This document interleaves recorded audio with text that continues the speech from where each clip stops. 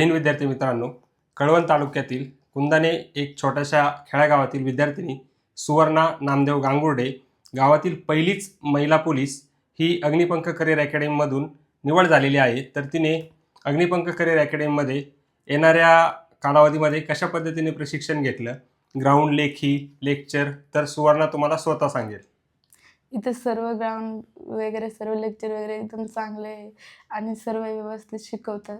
सर्व वेळोवेळी आम्हाला सर्व गोष्टींचं मार्गदर्शन केलं सरांनी आणि एकदम योग्य ते पद्धतीने मार्गदर्शन करता इथं सर्व चांगले.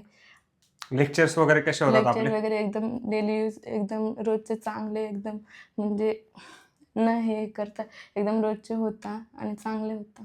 बरं, तू निवासी बॅचला होती आपल्याकडे, तर निवासीची सोय, जेवणाची सुविधा वगैरे कशी आहे आपल्याकडे?